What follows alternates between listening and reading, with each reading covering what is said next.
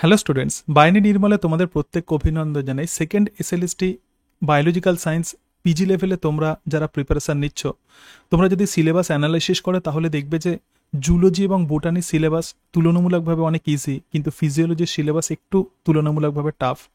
এবং 9-10 লেভেল ও পিজি লেভেলের সিলেবাসে অলমোস্ট 90% মিল আছে, যে কিন্তু ফিজিওলজিতে এমন কিছু কিছু পোর্শন আছে যেগুলো শুধুমাত্র পিজি লেভেলেই আছে এবং তার সঙ্গে সঙ্গে সেগুলো একটু টাফ।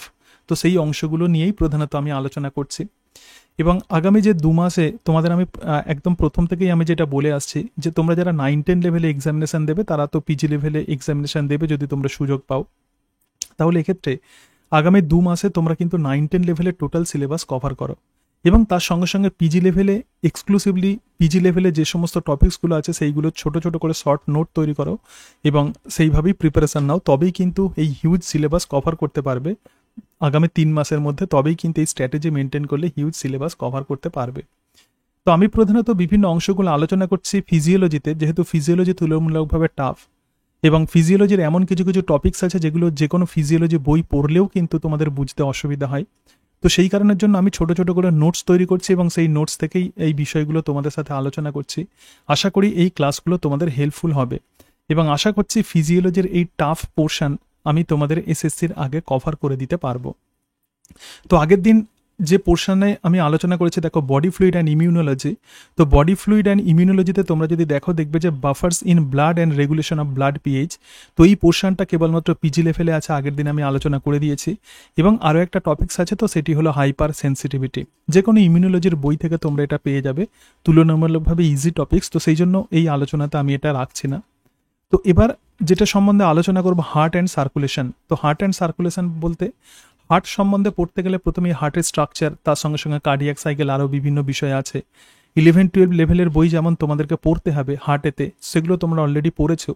তার সঙ্গে সঙ্গে এমন কিছু কিছু জায়গা আছে যে সমস্ত জায়গাগুলো একটু ডিফিকাল্ট, তো সেই জন্য হার্ট দিয়ে আমি এক্ষেত্রে শুরু করছি। তো আজকে মেনলি আমরা আলোচনা করব একটি অত্যন্ত গুরুত্বপূর্ণ অংশ, দেখো ব্লাড প্রেসার এবং ভ্যাসোমোটর সেন্টার ও ভ্যাসোমোটর রিফ্লেক্স। এখান থেকে কিন্তু প্রচুর প্রশ্ন দেওয়া হয়। যে অংশগুলো ইম্পর্টেন্ট প্রধানত সেগুলোই তোমাদের সাথে আমি আলোচনা করব। দেখো ব্লাড প্রেসার এবং টাইপস। তো ব্লাড প্রেসার মানে কি? প্রকৃতপক্ষে আমরা জানি যে রক্তবাহের মধ্য দিয়ে ব্লাড ফ্লো হয়। তো ব্লাডের এই যে কলাম, মানে ব্লাড এই যে প্রবাহিত হচ্ছে এবং তার ফলে ব্লাড ভেসেলস বা রক্তবাহতে এই ব্লাড কিন্তু একটা ল্যাটারাল প্রেসার দিচ্ছে, মানে দু সাইডে একটা চাপ দিচ্ছে। এই যে ব্লাডের এই যে ল্যাটারাল প্রেসার, তো একেই আমরা বলবো ব্লাড প্রেসার। সুতরাং pressure against the wall of the blood vessel by the blood, so this is called as the blood pressure.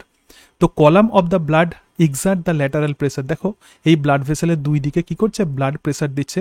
তো সিম্পলি একেই আমরা বলবো ব্লাড প্রেসার।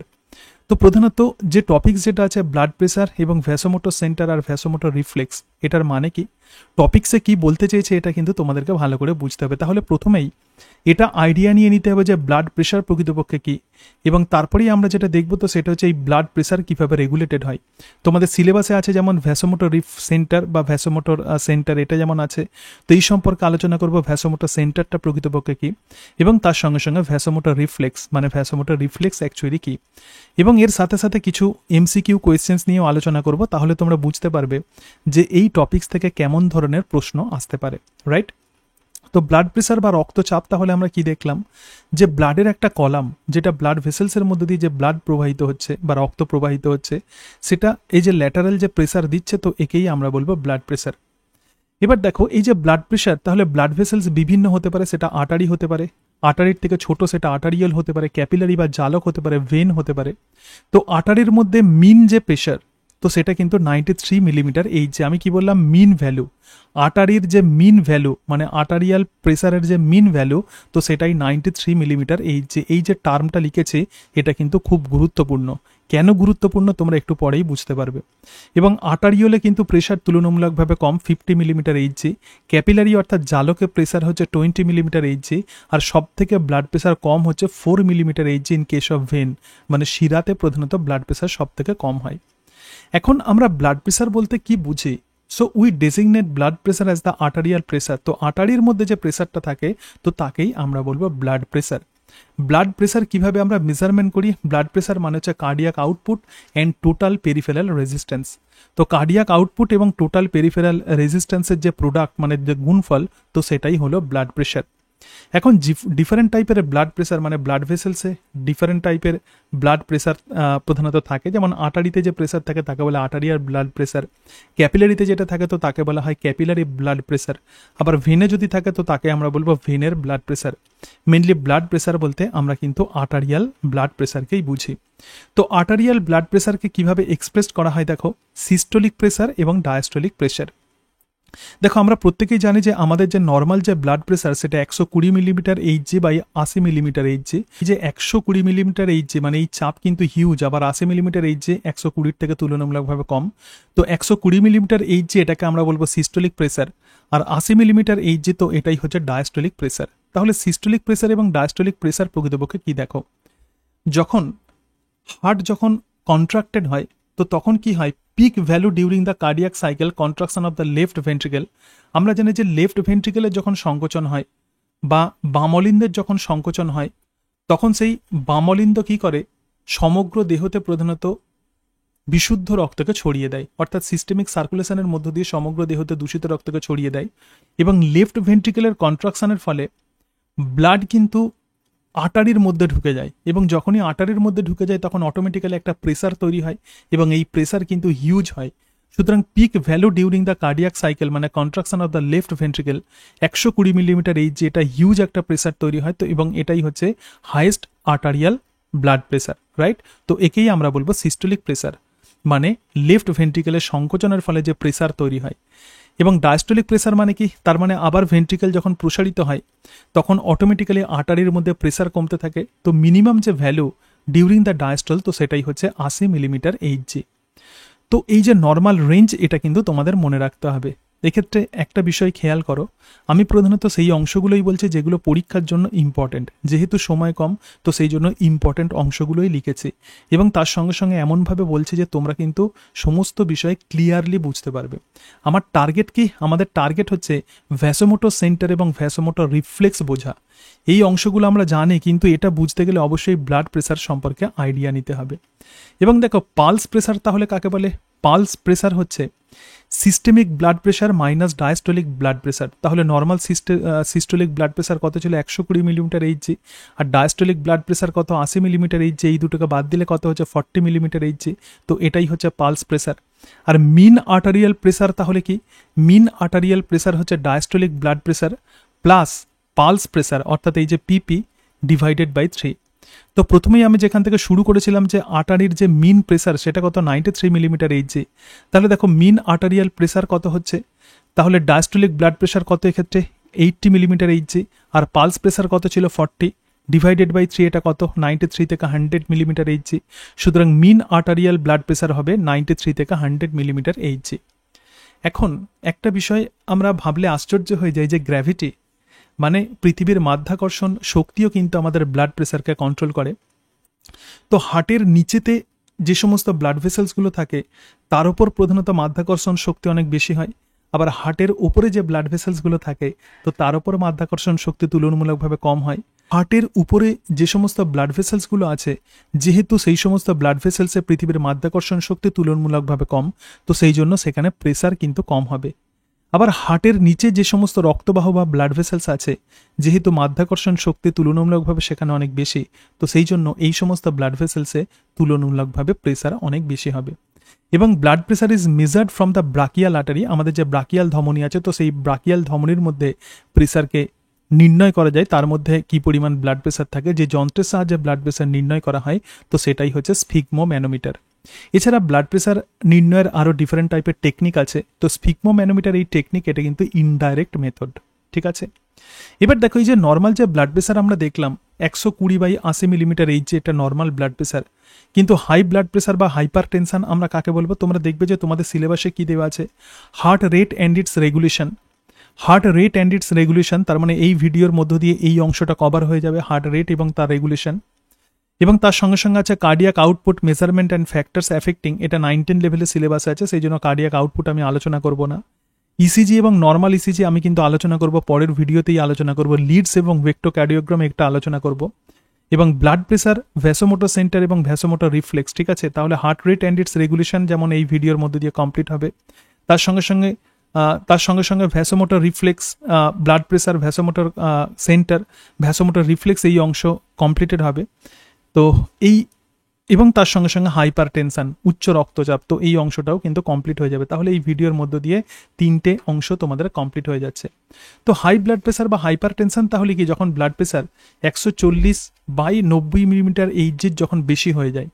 নর্মাল আমরা দেখেছিলাম 120/80, তাহলে সিস্টোলিক প্রেসার যখন 20 আরও বেড়ে যাচ্ছে আর ডায়াস্টোলিক প্রেসার আরও 10 বেড়ে যাচ্ছে, তো তার থেকেও যদি বেশি হয়ে যায় তো তখনই তাকে আমরা বলবো হাই ব্লাড প্রেসার বা হাইপার টেনশন। এবং হাইপার টেনশনকে জেনারেলি বলা হয় সাইলেন্ট কিলার। হাইপার টেনশনকে কিন্তু কন্ট্রোল করাটা অত্যন্ত জরুরি। এবং কিছু মেডিসিন আছে যেটা হাইপার টেনশন বা উচ্চ রক্তচাপের ওষুধ হিসেবে ইউজ করা হয়। যেমন তোমরা জানো যে রাউলফিয়া গাছ থেকে প্রধানত রেসারপিন তৈরি করা হয়। তো এই রেসারপিন প্রধানত উচ্চ রক্তচাপের ঔষধ হিসাবে ব্যবহৃত হয়। এছাড়া যাদের হাই ব্লাড প্রেসার আছে তাদেরকে কিন্তু NaCl এর বা সল্ট রেস্ট্রিকশন তাদেরকে কিন্তু ডায়েট করতে হবে। তো লো ব্লাড প্রেসার তাহলে কাকে বলবো? লো ব্লাড প্রেসার মানে হলো হাইপোটেনশন। তো ব্লাড প্রেসার যখন 90/60 নিচে যখন হয়ে যায় তো তখনই তাকে আমরা বলবো লো ব্লাড প্রেসার। মানে সিস্টোলিক প্রেসার যখন 90 এর কম এবং তার সঙ্গে সঙ্গে ডায়াস্টোলিক প্রেসার যখন 60 এর কম হয় তো তখনই তাকে আমরা বলবো হাইপোটেনশন বা লো ব্লাড প্রেসার। তো লো ব্লাড প্রেসার যদি ক্রমাগত চলতে থাকে তাহলে দেখো cause injury in the brain, এটা কিন্তু ব্রেনে ইনজুরি ঘটাতে পারে। এমনকি ব্রেনের মধ্যে এমন সমস্যা তৈরি হতে পারে তো তার ফলে স্ট্রোক পর্যন্ত হয়ে যেতে পারে। তো সেই জন্য লো ব্লাড প্রেসারকে কিন্তু আমাদেরকে কন্ট্রোল করতে হবে। এবং যখনই ব্রেনে ইনজুরি হয় তখন সিম্প্যাথেটিক অ্যাক্টিভিটি তখন কমে যায় এবং প্যারাসিম্প্যাথেটিক অ্যাক্টিভিটি বেড়ে যায় এবং এক্সেসিভ ভ্যাসোডাইলেশন হয়, অর্থাৎ রক্তবাহ প্রসারিত হয়ে যায়। ঠিক আছে, তো এর ট্রিটমেন্ট তাহলে কি? এর ট্রিটমেন্ট হচ্ছে থিওব্রোমিন ফ্রম দ্য থিওব্রোমা কোকাও, অর্থাৎ এই গাছ থেকে থিওব্রোমা কোকাও গাছ থেকে পাওয়া থিওব্রোমিন নামক মেডিসিন প্রধানত লো ব্লাড প্রেসারের ওষুধ হিসাবে ইউজ হয়। তাহলে হাইপার টেনশনের মেডিসিন কি? রাউলফিয়া গাছ থেকে প্রাপ্ত রেসারপিন। এবং লো ব্লাড প্রেসারের ওষুধ তাহলে কি? থিওব্রোমা কোকাও গাছ থেকে প্রাপ্ত থিওব্রোমিন, এটা হচ্ছে লো ব্লাড প্রেসারের মেডিসিন। এরপর দেখো আর্টারিয়াল পালস, তাহলে আমরা কাকে বলবো? অনেক সময় আমরা দেখি না, পালস দেখি, ধমনীতে হাত দিয়ে আমরা পালস দেখি। সো এটা হচ্ছে ট্যাকটাইল আর্টারিয়াল প্যালপেশন। ট্যাকটাইল মানে কি? আমরা ছুঁয়ে বুঝতে পারছি, যেটা স্পর্শ করা হয় তো তাকেই বলা হয় ট্যাকটাইল স্টিমুলেশন। তো tactile arterial palpation by expansion and the recoil in artery during the each cardiac cycle. তাহলে যখন ভেন্ট্রিকেলের যখন কন্ট্রাকশন হচ্ছে, সংকোচন হচ্ছে, তখন আর্টারির মধ্যে ব্লাড অটোমেটিক্যালি চলে যাচ্ছে এবং তার ফলে আর্টারি কি হচ্ছে? প্রসারিত হচ্ছে। আবার যখন ডায়াস্টল হচ্ছে তখন আর্টারি থেকে ব্লাড আবার আমাদের হার্টে চলে আসছে এবং তার ফলে আর্টারির কি হচ্ছে? আর্টারি আবার আগের অবস্থায় চলে আসছে। তাহলে একবার প্রসারিত হচ্ছে আবার একবার সংকুচিত হচ্ছে। এটা কিন্তু আমরা হাত দিয়ে, আঙুল দিয়ে, যারা এক্সপার্ট তারা কিন্তু ফিঙ্গার দিয়ে তারা বুঝতে পারেন। এবং এই যে এক্সপেনশন এবং রিকয়েল অফ আর্টারি, তো একেই আমরা বলবো আর্টারিয়াল পালস।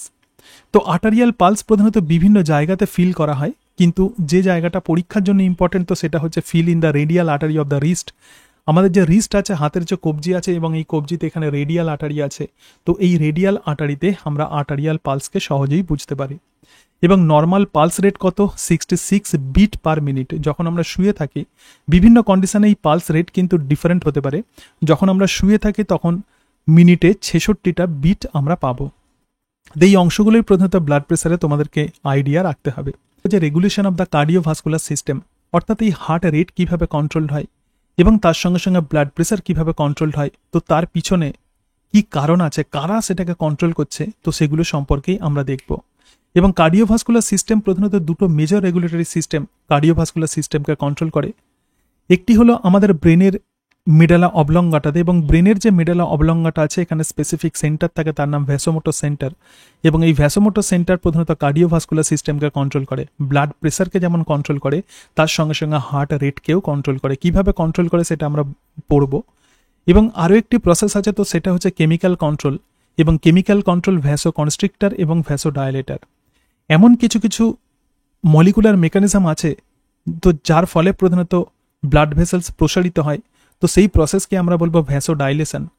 আবার দেখো যে মলিকুলার মেকানিজমের সাহায্যে প্রধানত ব্লাড ভেসেল সংকুচিত হয় তো তাকেই আমরা বলবো ভ্যাসো কনস্ট্রিকশন। তো এই ভ্যাসো কনস্ট্রিকশন এবং ভ্যাসো ডাইলেশন সম্পর্কেও আমাদের পড়তে হবে, তোমাদের সিলেবাসে আছে। এটা সম্পর্কেও আমি আলোচনা করব, molecular mechanism behind vasoconstriction and vasodilation. এখন আমরা যেটা দেখবো তো সেটা হচ্ছে ভ্যাসোমোটর সেন্টার।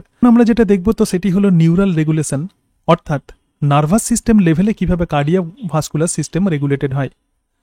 তো প্রথমেই দেখো এক্ষেত্রে দেখবো যে ভ্যাসোমোটর সেন্টার এবং তার সঙ্গে সঙ্গে ভ্যাসোমোটর রিফ্লেক্স। একটু ছবির সাহায্যে দেখে নাও যে ভ্যাসোমোটর সেন্টার প্রকৃতপক্ষে কোথায় থাকে। আমাদের যে ব্রেন স্টেম আছে, তো ব্রেন স্টেমে আমরা জানি যে মেডালা অবলঙ্গটা থাকে এবং সেই মেডালা অবলঙ্গটাই প্রধানত কার্ডিওভাস্কুলার সিস্টেমকে কন্ট্রোল করে এবং মেডালা অবলঙ্গটার মধ্যে স্পেসিফিক যে সেন্টার থাকে তো তাকেই আমরা বলবো ভ্যাসোমোটর সেন্টার। তো এই ভ্যাসোমোটর সেন্টার দেখো বলছে area of the medulla oblongata, সুতরাং ভ্যাসোমোটর সেন্টার মেডালা অবলঙ্গাটার একটা এরিয়া। তো this is also called as the vasoconstrictor centre. তো এটাকে কিন্তু ভ্যাসো কনস্ট্রিক্টর সেন্টারও বলা হয়, কারণ ব্লাড ভেসেলসকে এরা সংকুচিত করে। ঠিক আছে, ব্লাড ভেসেলসকে এরা কি করবে, সংকুচিত করবে। এবং major sympathetic centre of the medulla অবলঙ্গাটা, মানে এই ভ্যাসোমোটর সেন্টার কিন্তু একটা সিম্প্যাথেটিক সেন্টার হিসেবে কাজ করে। তার মানে ভ্যাসোমোটর সেন্টার থেকে যে সমস্ত ইফারেন্ট যে সমস্ত নার্ভ যেগুলো বেরিয়ে এসেছে সিম্প্যাথেটিক নার্ভাস সিস্টেমের মধ্য দিয়ে, এরা হার্টকে যেমন কন্ট্রোল করে তার সঙ্গে সঙ্গে ব্লাড ভেসেলসকে কন্ট্রোল করে, right. So major sympathetic centre of the medulla অবলঙ্গাটা কিভাবে কাজ করছে দেখো।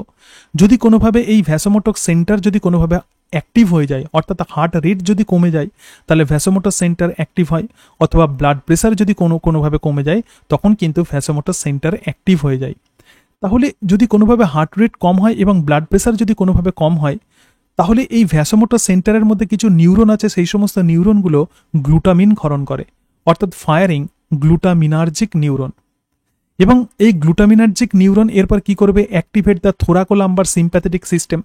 দেখো এখানে আমরা দেখতে পাচ্ছি যে গ্লুটামিনার্জিক নিউরন এটা প্রধানত ফায়ারিং হচ্ছে, মানে গ্লুটামিন সিক্রেট করছে, এবং তার ফলে এই যে এখানে থোরাকোলাম্বার সিম্প্যাথেটিক সিস্টেম, দেখো সিম্প্যাথেটিক সিস্টেম প্রধানত থোরাকোলাম্বার মানে কোমরের যে রিজিয়ান আছে, তো সেই কোমরের রিজিয়ানে প্রধানত থোরাকোলাম্বার সিম্প্যাথেটিক সিস্টেম একদম নিচের দিকে আমাদের যে স্পাইনাল কর্ড আছে, তো সেদিক থেকে প্রধানত আমরা দেখছি যে থোরাকোলাম্বার সিম্প্যাথেটিক নার্ভাস সিস্টেম কাজ করছে। এবং এই থোরাকোলাম্বার সিম্প্যাথেটিক নার্ভাস সিস্টেম এবার কোথায় তার ইনফরমেশন নিয়ে যাবে, ব্লাড ভেসেলসে যেমন নিয়ে যাবে তার সঙ্গে সঙ্গে হার্টে নিয়ে যাবে, রাইট।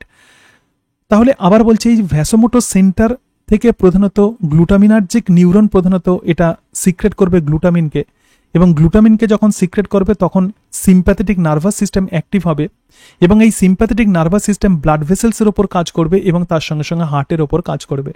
তো কিভাবে ব্লাড ভেসেলসের ওপর কাজ করে এবং কিভাবে হার্টের ওপর কাজ করে দেখো। এই সিম্প্যাথেটিক সিস্টেম এবার হার্ট রেটকে বাড়িয়ে দেয়, হার্ট রেটকে কি করবে, বাড়িয়ে দেবে, এবং ব্লাড ভেসেলসের ভ্যাসো কনস্ট্রিকশন ঘটাবে, মানে তাকে সংকুচিত করবে। যখনই সংকুচিত করবে তাহলে নিশ্চয়ই ব্লাড প্রেসার বেড়ে যাবে, রাইট। এবং তার সঙ্গে সঙ্গে দেখো আর্টারিওলের কনস্ট্রিকশন ঘটাবে, এবং তার ফলে সিস্টেমিক ব্লাড প্রেসারও কিন্তু বেড়ে যাবে, মানে সমগ্র দেহতে তখন ব্লাড প্রেসার বেড়ে যাবে।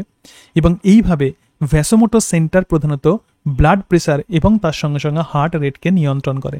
তো এটা তো একটা জায়গা গেল, এর সাথে সাথে আরও একটা রিফ্লেক্সের মধ্য দিয়ে প্রধানত এই ভ্যাসোমোটর সেন্টার কাজ করে, তো সেটাই হলো ভ্যাসোমোটর রিফ্লেক্স। এটা আমি আসছি, তার আগে একটা বিষয় দেখে নাও।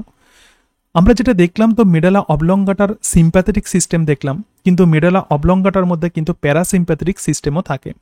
So medulla অবলঙ্গাটা also contain the parasympathetic system বা সেন্টার, যাকে আমরা বলবো কার্ডিয়াল ভেগাল সেন্টার, অর যাকে আমরা বলবো কার্ডিও ইনহিবিটরি সেন্টার। ঠিক আছে, আবার বলছি, মেডালা অবলঙ্গাটাতে আমরা যেমন দেখলাম যে সিম্প্যাথেটিক সিস্টেম থাকে, এবং এই সিম্প্যাথেটিক সিস্টেম কি কাজ করছে, সিম্প্যাথেটিক সিস্টেমের যখন ফায়ারিং হয়, ভ্যাসোমোটর সেন্টার যখন অ্যাক্টিভ হয়ে যায় তখন সেটা ব্লাড প্রেসারকে বাড়ায় এবং তার সঙ্গে সঙ্গে হার্ট রেটকে বাড়ায়। সুতরাং কার্ডিওভাস্কুলার ফাংশন বলতে আমরা প্রধানত হার্ট রেট এবং ব্লাড প্রেসারকেই বুঝবো। তো এক্ষেত্রে তাহলে ভ্যাসোমোটর সেন্টারের সিম্প্যাথেটিক সিস্টেম প্রধানত হার্ট রেট বাড়াচ্ছে এবং তার সঙ্গে সঙ্গে ব্লাড প্রেসার বাড়াচ্ছে। কিন্তু এর মধ্যে আবার প্যারাসিম্প্যাথেটিক সেন্টারও থাকে, অর্থাৎ মেডালা অবলঙ্গাটার ডিফারেন্ট রিজিয়ান্স আছে। আমরা জানি যে ব্রেনের প্রধানত ইম্পর্টেন্ট জায়গাতে ডিফারেন্ট রিজিয়ান আছে, তো তাকেই আমরা বলবো সেন্টার। তাহলে একটি সেন্টার হচ্ছে সিম্প্যাথেটিক সেন্টার, এবং মেডালা অবলঙ্গাটার মধ্যে আরও একটা সেন্টার থাকবে, তো তাকে বলা হয় প্যারাসিম্প্যাথেটিক সেন্টার। এবং এই প্যারাসিম্প্যাথেটিককে বলা হয় কার্ডিয়াক ভেগাল সেন্টার, বা একে বলা হয় cardio inhibitory centre. Located in nucleus ambiguous, তার মানে কি এই প্যারাসিম্প্যাথেটিক সেন্টার কোথায় থাকে, মেডালা অবলঙ্গাটার যে নিউক্লিয়াস তার নাম হচ্ছে নিউক্লিয়াস অ্যাম্বিগুয়াস, তো সেখানে থাকে। তো তো যদি কোনোভাবে এই প্যারাসিম্প্যাথেটিক সেন্টার যদি অ্যাক্টিভেটেড হয়ে যায় তাহলে হার্ট রেট কমে যায় এবং ফোর্স অফ দ্য কার্ডিয়াক কন্ট্রাকশনও কমে যায়, ঠিক আছে, তার মানে ব্লাড প্রেশার কমায়। সুতরাং সিম্প্যাথেটিক সিস্টেম যেখানে হার্ট রেট বাড়াচ্ছে, ব্লাড প্রেশার বাড়াচ্ছে, প্রচুর পরীক্ষাতে প্রশ্ন দেওয়া হয়, তো প্যারাসিম্প্যাথেটিক সিস্টেম সেখানে হার্ট রেট কমাচ্ছে এবং তার সঙ্গে সঙ্গে ব্লাড প্রেশারকে কমাচ্ছে, রাইট। তো এইভাবে ভ্যাসোমোটর সেন্টার কাজ করে। এরপরে আমাদের সিলেবাসে যেটা দেওয়া আছে সেটা হচ্ছে ভ্যাসোমোটর রিফ্লেক্স, মানে ব্লাড প্রেশার রেগুলেশনে ভ্যাসোমোটর রিফ্লেক্স কিভাবে কাজ করে। এবার দেখো, তো রিফ্লেক্স মানে কি? রিফ্লেক্স মানে হচ্ছে একটা প্রতিবর্ত ক্রিয়া। যে কোনো রিফ্লেক্সে কি কি থাকে? যে কোনো রিফ্লেক্সে যেটা থাকে তো সেটা হচ্ছে রিসেপ্টর মানে গ্রাহক। তো এই ভ্যাসোমোটর রিফ্লেক্স মানে যেটা প্রথমত ভ্যাসোমোটর সেন্টার কন্ট্রোল করছে যে রিফ্লেক্সকে, তো তাকেই আমরা বলবো ভ্যাসোমোটর রিফ্লেক্স। তো এক্ষেত্রে রিসেপ্টর হিসেবে কাজ করে ক্যারোটিড ব্যারো রিসেপ্টর এবং aortic arch barrow receptor. Barrow receptor মানে হচ্ছে এরা চাপ রিসেপ্টর। এরা প্রধানত সেন্স করতে পারে, এরা প্রধানত ব্লাড ভেসেলসের মধ্যে এই সমস্ত রিসেপ্টরগুলো থাকে, এরা চাপ রিসেপ্টর, অর্থাৎ ব্লাড ভেসেলস প্রসারিত হচ্ছে নাকি সংকুচিত হচ্ছে তার উপর প্রধানত এরা অ্যাক্টিভেটেড হয়। সুতরাং যদি কোনোভাবে ব্লাড প্রেশার যদি বেড়ে যায় তখন কিন্তু এই ক্যারোটিড ব্যারো রিসেপ্টর এবং অ্যাওটিক আর্চ ব্যারো রিসেপ্টর কিন্তু অ্যাক্টিভেটেড হয়, রাইট। আবার বলছি, আর্টারির মধ্যে যদি কোনোভাবে ব্লাড প্রেশার যদি বেড়ে যায় তখন এই রিসেপ্টর অ্যাক্টিভ হয়ে যায়। আমাদের দেহতে যেমন অন্য রিসেপ্টর থাকে, যেমন আমরা যদি আগুনে হাত দিই তখন কি হবে, আমরা হাতটা সেখান থেকে সরিয়ে দিই, তার মানে আমাদের মধ্যে নিশ্চয়ই ত্বকের মধ্যে রিসেপ্টর থাকে যেটা আগুনকে সেন্স করতে পারে। সেরকমভাবে এই যে ক্যারোটিড ব্যারো রিসেপ্টর আছে এবং অ্যাওটিক আর্চ ব্যারো রিসেপ্টর আছে, এরা সেন্স করতে পারে যে ব্লাড ভেসেলসের মধ্যে ব্লাড প্রেশার বেড়েছে কিনা। এরপরে কি হবে, তাহলে ক্যারোটিড ব্যারো রিসেপ্টর এবং অ্যাওটিক আর্চ ব্যারো রিসেপ্টর থেকে এই ইনফরমেশন অ্যাফারেন্ট নার্ভ দিয়ে কোথায় যাবে, একদম সেন্টারে যাবে। এক্ষেত্রে অ্যাফারেন্ট নার্ভ হিসেবে কে কাজ করছে? গ্লসোফ্যারেঞ্জিয়াল অর্থাৎ 9th ক্রেনিয়াল নার্ভ এবং ভেগাস নার্ভ অর্থাৎ 10th ক্রেনিয়াল নার্ভ, রাইট। আমরা জানি যে ভেগাস নার্ভ একটা অত্যন্ত গুরুত্বপূর্ণ নার্ভ যেটা প্রধানত কার্ডিওভাস্কুলার সিস্টেমকে যেটা কন্ট্রোল করে। এবং দেখো সেন্টার তাহলে কি? Vasomotor centre in the medulla oblongata. Medulla অবলঙ্গাটার ভ্যাসোমোটর সেন্টার প্রধানত এই রিফ্লেক্সের একদম সেন্টার হিসেবে কাজ করে। এবং ভ্যাসোমোটর সেন্টার তাহলে দেখো এখান থেকে ইফারেন্ট প্রধানত নার্ভ চলে এসেছে। ইফারেন্ট নার্ভ এবার কোথায় যাবে? এফেক্টারে যাবে। এক্ষেত্রে এফেক্টার কোনগুলো? এফেক্টার হচ্ছে smooth muscle into vascular smooth muscle, মানে ব্লাড ভেসেলসের বিভিন্ন মাসেলস, হার্টের বিভিন্ন মাসেলস, তো সেগুলো প্রধানত এফেক্টার। তাহলে সেই এফেক্টারের মধ্যে ইনফরমেশন কে নিয়ে যাবে?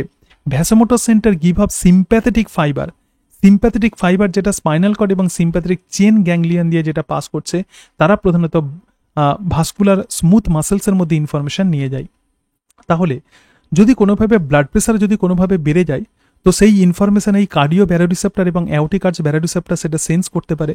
তারপর সেটা গ্লসোফ্যারেঞ্জিয়াল এবং ভেগাস নার্ভের মধ্য দিয়ে মেডালা অবলঙ্গাটাতে চলে যায় এবং মেডালা অবলঙ্গাটা এবার সেই ইনফরমেশন কোথায় দিয়ে যাবে? সিম্প্যাথেটিক নার্ভাস সিস্টেমে দিয়ে দেবে, তার সিম্প্যাথেটিক ফাইবারে দিয়ে দেবে এবং সেই সিম্প্যাথেটিক ফাইবার এবার ভাস্কুলার স্মুথ মাসেলসের মধ্যে সেই ইনফরমেশন নিয়ে যাবে। এবং তার ফলে রেসপন্স কি হবে? দেখো, যখন ব্লাড প্রেশার যখন বেড়ে যাচ্ছে তখন ব্যারো রিসেপ্টর তখন অ্যাক্টিভ হয়ে যাচ্ছে, তখন সেই information send into the impulse মেডালার ভ্যাসোমোটর সেন্টারে সেই ইনফরমেশন চলে যাচ্ছে এবং সিম্প্যাথেটিক সিস্টেম অ্যাক্টিভেটেড হচ্ছে এবং তার ফলে ব্লাড প্রেশার আবার কমে যাচ্ছে, মানে নর্মাল হয়ে যাচ্ছে। তো এই জায়গাতে কিভাবে তারা নর্মাল করে ব্লাড প্রেশারকে?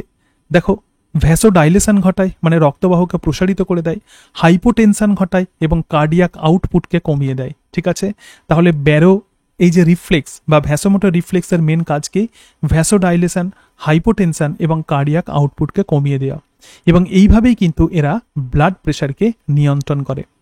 এখন এই যে কম্পোনেন্ট যেগুলোকে বললাম, যে কোনো রিফ্লেক্স অ্যাকশনে প্রধানত এই অংশগুলো থাকে। বোঝার সুবিধার জন্য এগুলো তোমাদেরকে আমি প্রথমে বললাম। এবার আমরা একটু ডিটেলসে দেখে নেব যে কিভাবে ভ্যাসোমোটর রিফ্লেক্সের স্ট্রাকচার এবং সে কিভাবে কাজ করে। দেখো, এই জায়গাতে দেখতে পাচ্ছ যে রিসেপ্টর হিসেবে তাহলে আমি কি বলেছিলাম? রিসেপ্টর হিসেবে বলেছিলাম যে ক্যারোটিড সাইনাস ব্যারো রিসেপ্টর। দেখো, এখানে ক্যারোটিড সাইনাস ব্যারো রিসেপ্টর থাকে এবং তার সঙ্গে সঙ্গে আরও একটি রিসেপ্টর থাকে, ক্যারোটিড সাইনাস ব্যারো রিসেপ্টর এবং অ্যাওটিক আর্চ ব্যারো রিসেপ্টর। দেখে অ্যাওটিক আর্চে আর একটা রিসেপ্টর থাকে, তার নাম হচ্ছে অ্যাওটিক আর্চ ব্যারো রিসেপ্টর।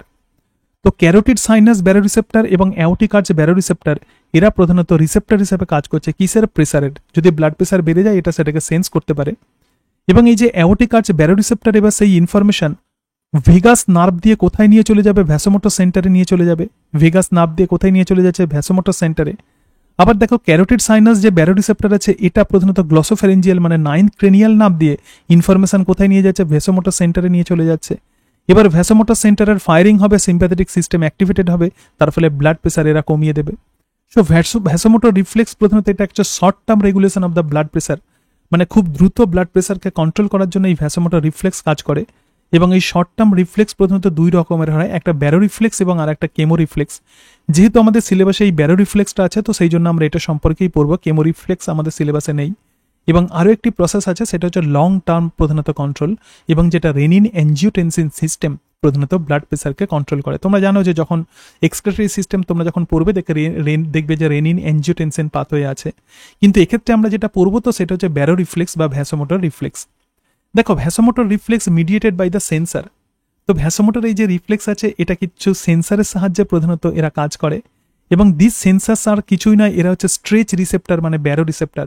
রক্তবাহ বা ব্লাড ভেসেলস যদি প্রসারিত হয় তাহলে সেটা সেন্স করতে পারে, এবং সেই জন্যই এদেরকে আমরা বলবো স্ট্রেচ রিসেপ্টার।